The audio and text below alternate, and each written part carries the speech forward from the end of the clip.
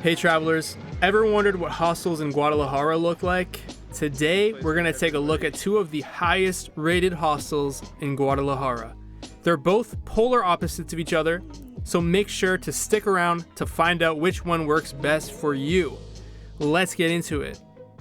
The very first hostel we're gonna be arriving at today goes by the name of Lavelli Co-Living and Co-Working, depending on where you look.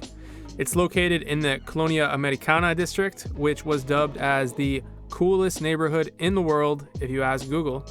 Complete with modern coffee shops and trendy bars and restaurants, it's one of the most popular areas in the city. From here, it's about a 30-minute walk to the central historical district where most of the major attractions are. So let's start the tour of Lavelli. Is that right?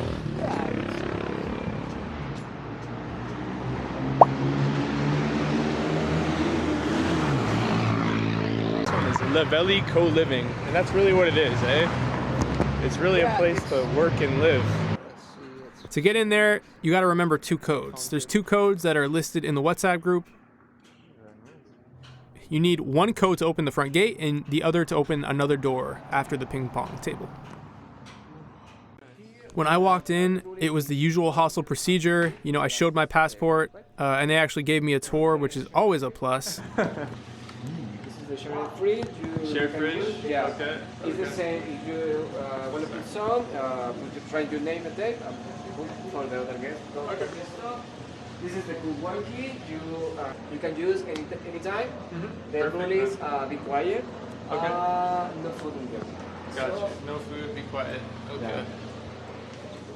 Cool. I'll have to get like the Wi-Fi, I guess, whenever that part of the tour comes. I'll get the Wi-Fi. The Wi-Fi one? Yeah, the Wi-Fi. Let's get into some proper footage of Lavelli now that the tour is done. This hostel has two giant chalkboards when you walk into the main living room displaying all the activities happening for the week, and something I think all hostels should have, recommendations of bars and cafes in the area. I actually thought that was super useful. Good on you, Lavelli.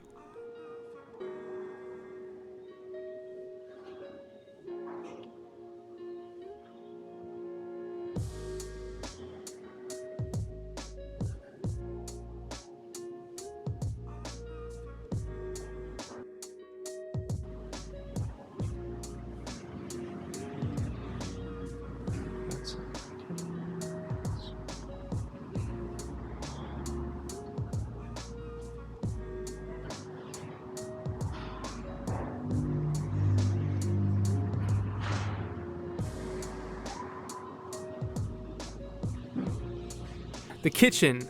As this being a hostel where people spend quite a long time in, the kitchen is stacked with many utilities and useful items to make cooking a bit easier. Just look at that nice modern flat top, and this is also where you can fill up your water bottle, as you can see there.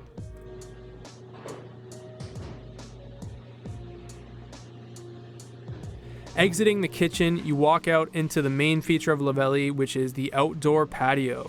This area is quite nice, with tables, a hammock, and lots of greenery to give you that I'm in nature type of vibe.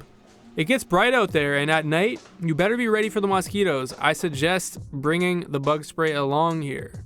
As you briefly saw in the tour, the co-working space is attached to the patio. It really gives off the vibe of working in an office with comfy chairs on wheels and a nice motivational quote on the wall. Now we're gonna head upstairs into the living area.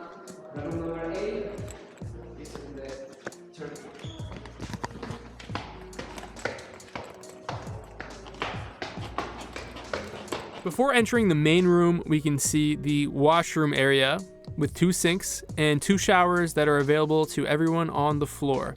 Now, for the first time ever, I was staying in a 22-bed dorm room. I was okay with giving it a shot because it had that Japanese Capsule hotel type of vibe, which is usually the best. And surprisingly, I never had to wait for a washroom or shower even once.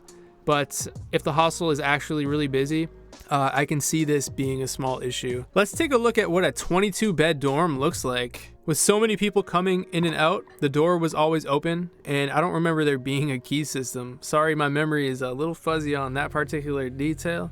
So these beds are pretty compact, right? But they made it work. These capsules come with a fan and a light, both powered by USB. And actually the fan was a bit loud and I was worried about waking up the neighbors, but it got quieter the longer that it stayed on. Honestly, it was quite spacious in there. The light had a little clamp system so you can kind of put it wherever you'd like. I had a few problems with the USB cable. It was very fussy about the angle and I had to mess with it quite a bit to keep it on. And the ports got super, super hot. The only criticism I'll make is there's not a lot of places to hang clothes and it can get a bit stuffy inside the pod. Now we'll head back downstairs. On the first night I was there, I met quite a few people in the patio area and it was a pool night.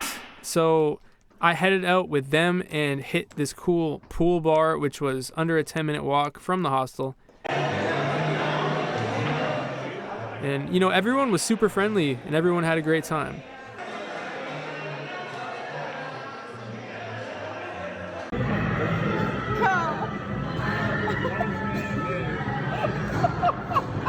La camera.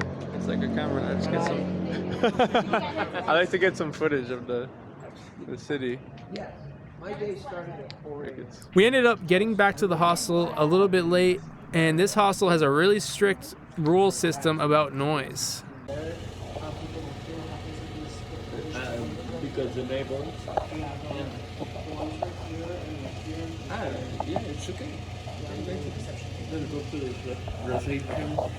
So we were told multiple times to keep it down, which is totally fine, and we understood, so we moved ourselves inside and then went to bed shortly after that. That's kind of what you guys can expect from the vibe here. Early bed, early rise, working and living. That's how she goes. The next day, me and one of the other guys from the hostel decided to grab some coffee, and luckily there's quite a few shops within a short walking distance. We chose the first one we saw. It was called Hera. And this looks pretty cool. Not, annoy anybody here. Been so many times. I wish I could take a picture. I had my first ever Mexican breakfast of chilaquiles and a fancy latte. The place was quite expensive and, dare I say, bougie.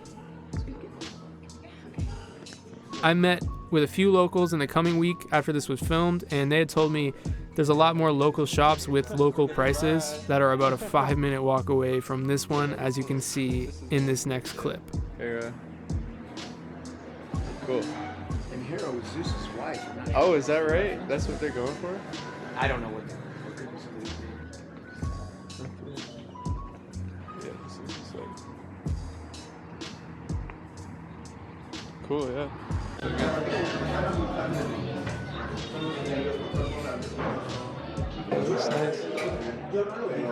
So let's get into the nitty gritty, the price. This is where things get really juicy. Are you ready for this? I paid a total of $16.07 Canadian, by the way, per night for 2 nights. Break out the red panties. And yes, you heard that right, 16 Canadian dollars. For all you Americans watching, that's $12 per night for you. I feel like I'm robbing the place at this price point, goddamn. And that's the type of pricing that staying in a 22-bed dorm looks like, but they actually made it quite comfortable for what it is. I was honestly unsure about that when I was booking because 22 is a big, scary number. Overall thoughts on Lavelli.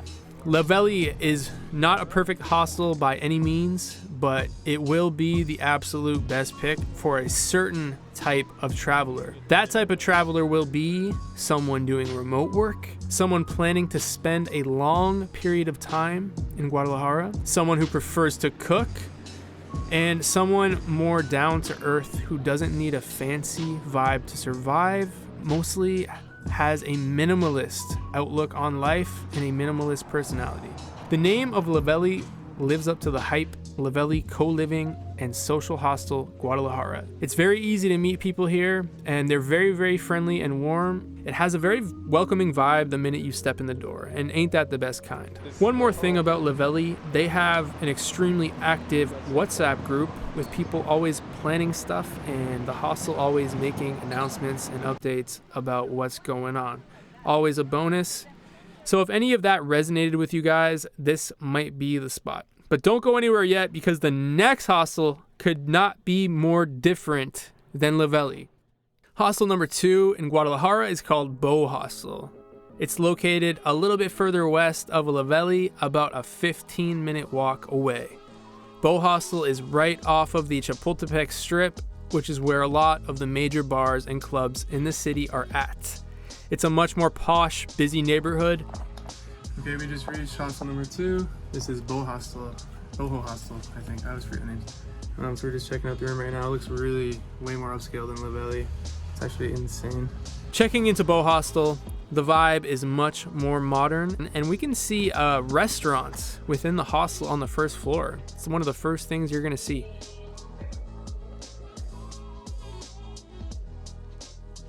So already it has a bit more of a hotel or corporate vibe. This is the main first floor area next to the check-in desk.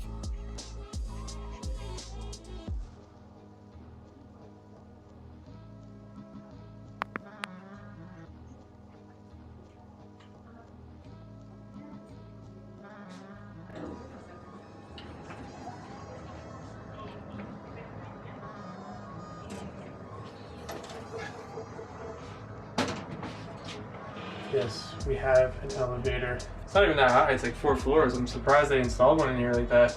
You can also choose to take the stairs and see some interesting artwork on the way up.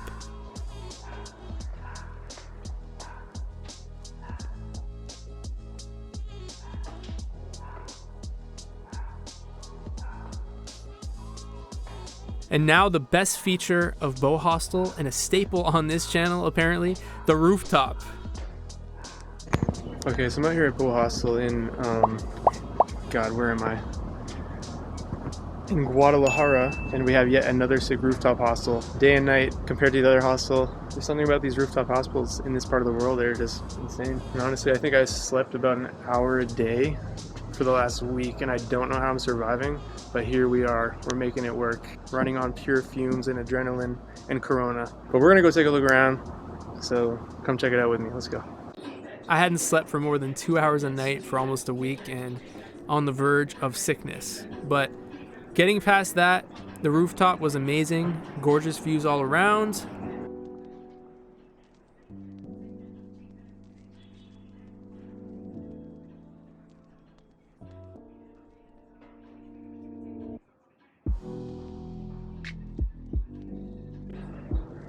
We got a foosball table, another classic hostel staple.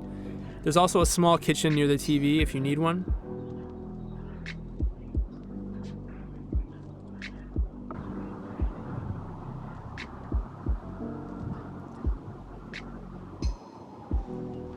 At nighttime, the vibe was really cool. It was still early in this clip, but things picked up a bit as the night went on.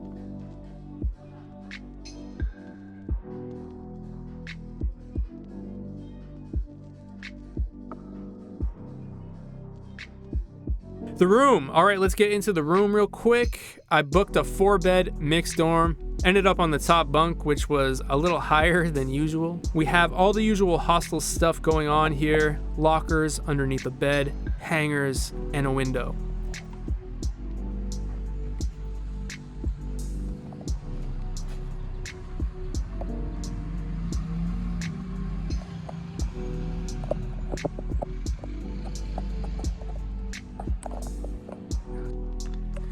So we got the light, we got the fan, and we got a hook. The room felt really upscale, modern vibes. This feels so much more high class. It feels like going from the Westin to the Hilton. Okay, so the first little issue is I'm trying to plug the fan in with this. But I don't think I can. They have the socket on the wall, and I don't think it's gonna reach, and I can't do it because it's gonna bend. So that's a bit of an issue. Never mind, solved. Super neat and organized. Look at this.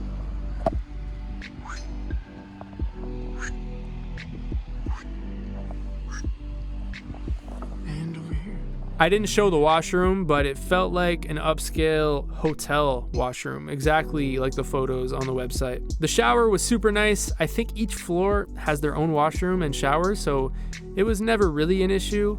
The only criticism I have here is the door to the room slides open and close, and when you close it, it makes a really loud banging noise and a vibration that you can feel when you're in the bed. Another thing I forgot to mention, the key system. So they give you a card similar to a hotel. You can just tap the card on the scanner and the door to your room just opens up.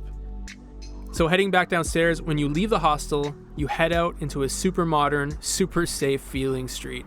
And there was an abuela walking and she asked for mi brazo and I was happy to oblige. Doing some help. Hola, aquí vivo en el 2030. Nomás que me dio el brazo porque me vio con dificultad para caminar. Ah, está bien. Muchas gracias, ya te lo entrego. And help a poor abuela where she needs to go, of course. So the price, I want you guys to put your guesses in, given all of the factors that I just went through. How much did I pay for a night stay in a 4-bed mixed dorm at Beau Hostel? And the answer is $19.08 Canadian dollars per night. For an upscale hostel, you'd really think the price is gonna jack up, but no, it was a few dollars more. Well, not that bad for what you get. Really negligible. Guadalajara is quite the affordable place to go, and I've rarely seen prices like this, even in Colombia. For Mexico, I would consider this absolutely amazing. Overall thoughts on Beau Hostel. When hostels in a city are such polar opposites, it makes this process super easy. Beau Hostel is a modern, clean, upscale, hotel-like hostel with a beautiful rooftop. The beds and facilities were comfy, and I had absolutely no issues there. It was definitely not as social or welcoming as Lavelli, but that's kind of how it goes with these upscale hostels sometimes. But it's always a random draw of what people are staying at any given time. So we have a super laid-back hostel that has a community of people living and co-working together, and we have a more bougie, high-end hostel that feels like a hotel with a rooftop and amenities to match that vibe. Two completely different scenarios for two different people. I love many things about both of these hostels, honestly, but I definitely made better long-lasting connections at Lavelli. But god damn, I love that rooftop too. But you guys watching this, I'm sure you've already made your choices, and I'm gonna wrap this up. Thank you so much for watching, as always, and be sure to check out my other Guadalajara video where I explore the city and talk about if Guadalajara is a city that I'd want to live in. Book that trip, all the best, and see you guys in the next one. Bye-bye.